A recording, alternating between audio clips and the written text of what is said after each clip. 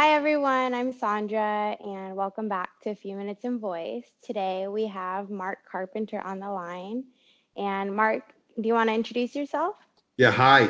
Hi, Sandra. This is Mark Carpenter. I'm a developer focused primarily on voice. I've been doing development for a lot of years and really have found voice to be a unique challenge and unique opportunity. And I've really poured myself into mostly the Alexa space. I'm actually an Alexa champion. That's an individual who has been chosen by Amazon because of our knowledge of the Alexa platform, but also our enthusiasm for it. So I've got lots of skills published on Alexa, and am starting to do more and more work on the Google Home platform too. So yeah, I'm excited about that. You know what I'm excited about too? What? Is the announcement of Siri and what Siri is doing. I wonder if they'll open up some of those domains. It's a great question. To be more developer friendly. At least that's my hope. I really enjoyed kind of their take on voice.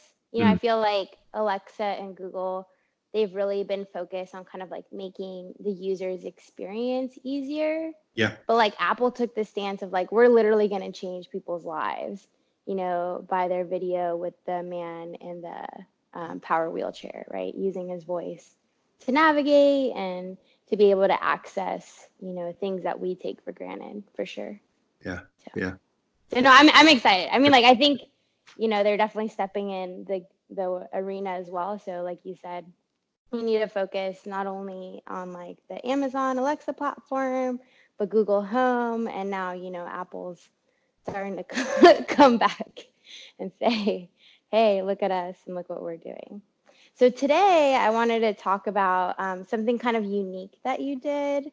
It's definitely one of the first skills that I've seen that has done this. So I'll let you kind of introduce the skill, kind of what it does and why it's unique. And, you can give us, maybe a snippet of why you think people should be looking at the skill, even from a user's experience, but also a developer's experience. Sure, absolutely. Right. So you're talking about the art today skill, right? Which is Yes. something that we just completed, and it's just been live, I think, over the past week. That reminds me, I want to go see how many people have enabled it and what the usage is like. I'll do that later. So this is an interesting skill. This was the idea of why don't we show something from the amazing collection of art at the Met, right? The Metropolitan Museum of Art in New York City, because they've got an amazing collection, and it just goes in all directions. And we thought it'd be really fun if we could showcase some art, but what? Just random? Right. Yeah, sure, that would work, but why not something more relevant? And so we landed on the idea of relevant being, well, what's today? What's happening today, or what did happen today? Right. So on Wikipedia, right, there's a Today in History section. Right. And it pulls events from history, no filter, no time limit, no place limits from history, and shows, I think, 3, 4, 5 of those every day, and it rotates, so it's different every day, right? So there it sits on Wikipedia, publicly available information about history, what happened, and we thought, wow, how could we leverage that publicly available information so we don't have to curate that information? To turn that into requests to the Met for art. Well, you can't, there's no mechanism in terms of the APIs available for the Met to send in a big long string and get something back. There is a search function, but you can't send it a sentence. It doesn't work.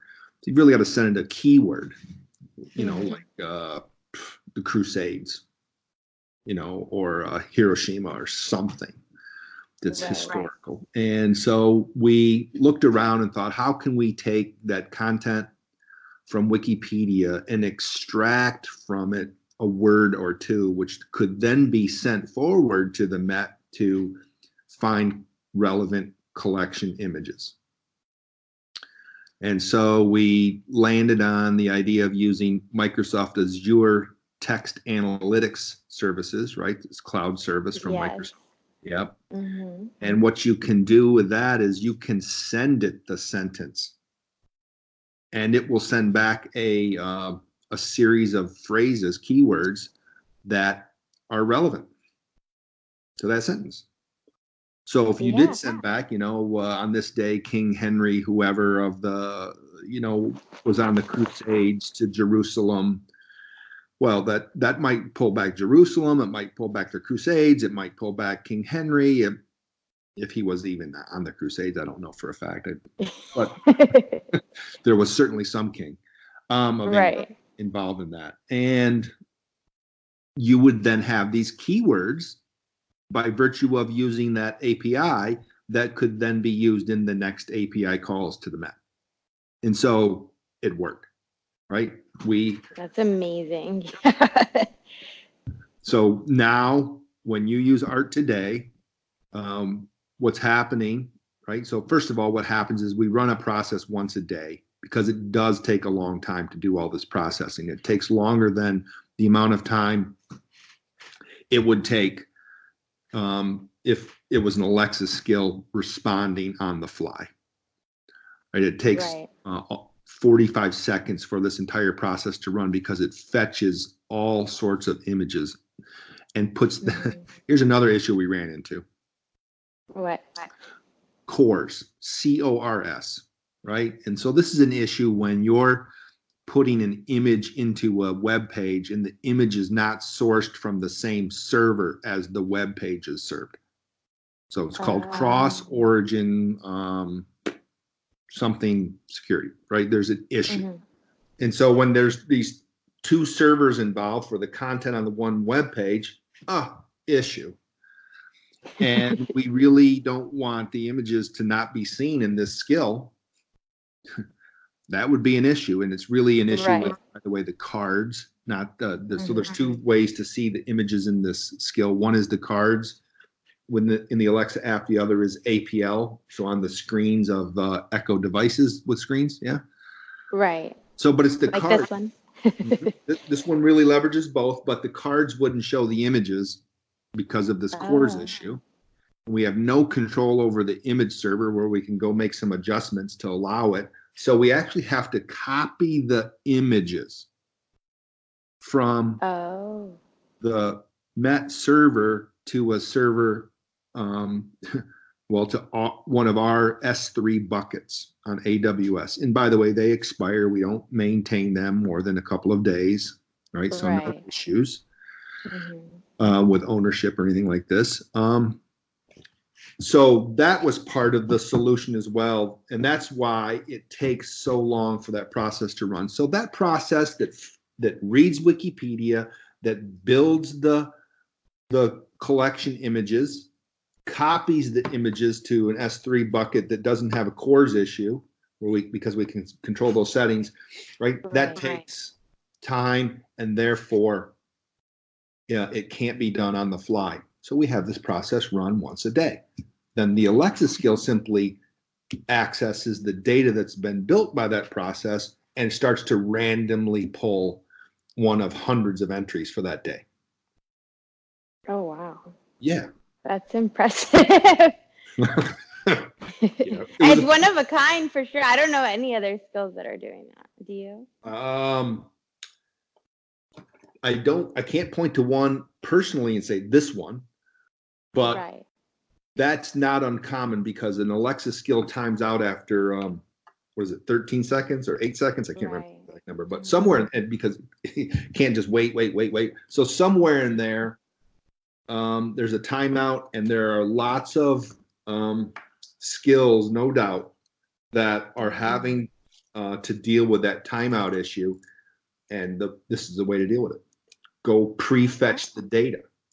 Yeah. Yeah, that's an interesting thought. I'm sure some people could definitely use that insight, because I think everyone, as they're navigating this landscape, is like running into different issues, especially from like a developer development perspective, right? It's like maybe in the traditional development, mobile app space, web development space, it's like you had a certain set of issues that, had basically now a library of answers. But as you're moving into the Alexa space, I think you really have to rely on people who've been there, done that, or run into similar issues and kind of like talk and walk through it together.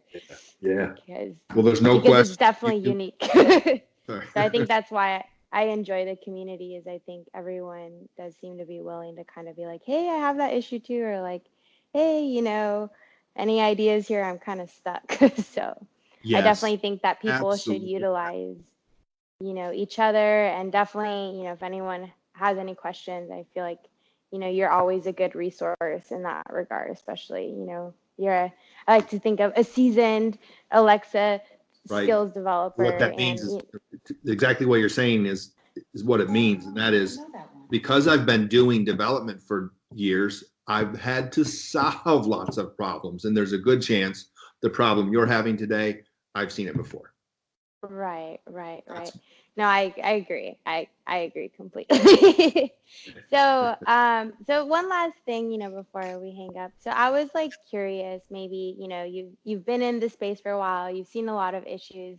So where do you potentially see like the world of voice going? Maybe in like the next 2 years and maybe the next 5 years? Because there's a lot of like, hoopla or hype behind, oh, voice is going to transform. There's so many echoes or, digital assistants in people's homes, now in their cars and their cell phones. But it's like, where do you envision that, right? Because I mean, utility is like, in my opinion, number one. And I would say like everyone's in a way, scrambling to find that utility. Yeah, great question. And I don't know if there's one answer that I have for that. I don't think so either. So I know I've seen dramatic improvements, and you were talking about, new series stuff, right? That was announced a couple weeks ago or whatever at their WWDC event. So there will be improvements to how these devices speak. It'll sound a lot more normal, like you and I are talking right now. Right. So that's going to be a dramatic improvement. I think when that happens, more people will use them, right?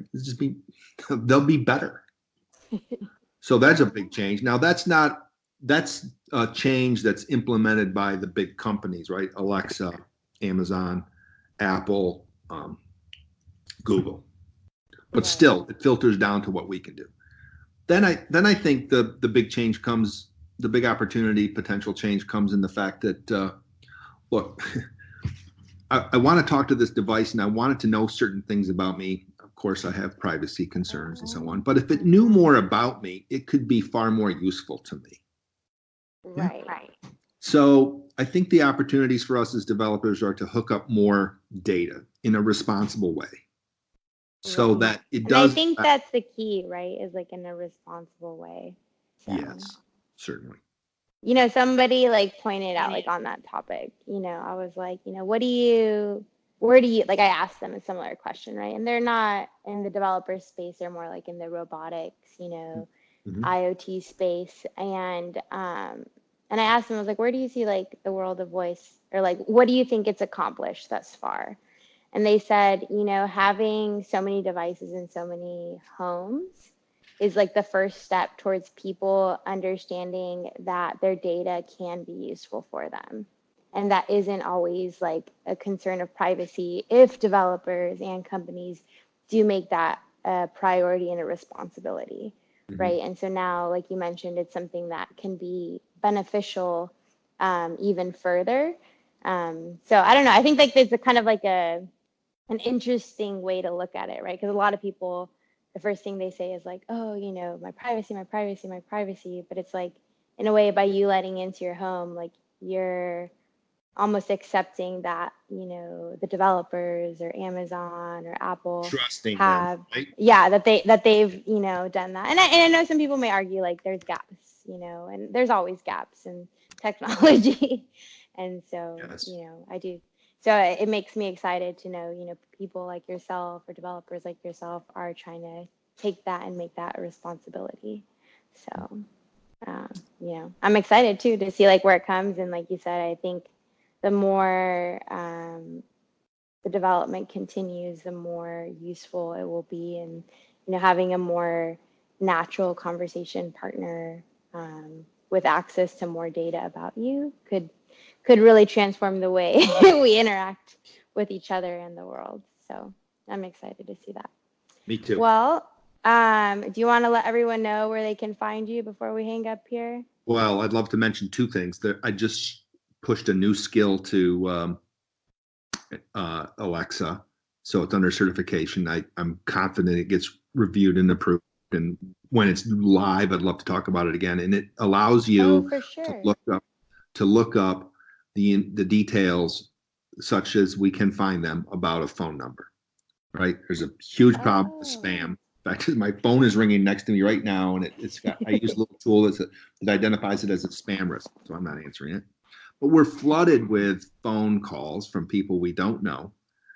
And even though the government's going to take a whack at reducing that, it's still going to happen. Yeah. And so I built a skill where you can simply give it the phone number of interest, and it goes out and finds in public databases. They're paid databases, right? But they're public. Everything it can about that phone number. And then it tells you. And there's a lot of interesting information. They can give you spam ranking or robocall ranking and oh my goodness, caller IDs and all these things. Yes. So I'm really excited about that. Was a challenge from an API standpoint too. And it's called. Well, we'll have to have another conversation on that. Well, I'm excited. So be on the lookout, everyone, for what is the name of this skill, Mark? It's going to be number lookup. Number lookup. Yeah. So number lookup, and then if you want to see what Mark in the next week or two. Yep. In the next week or two, and then if you want to see what Mark has already done, be sure to check out some of the skills under Voice Skills Inc. Or also be sure to enable Art of Today. Yes. So. and if anyone wants to follow up with me, then the way to do that is to reach out to Voice Skills Inc. Right, and have conversation with Jody, and if it's appropriate, then they can reach me. Yep. Sounds good. All right. Well, we'll be sure to feature you on our future episodes with some of the exciting development you have. Thank you. Be sure to reach out if you have any other questions. So, all right. Take care, Mark. Thank you so much. Thank you, Sandra. Bye.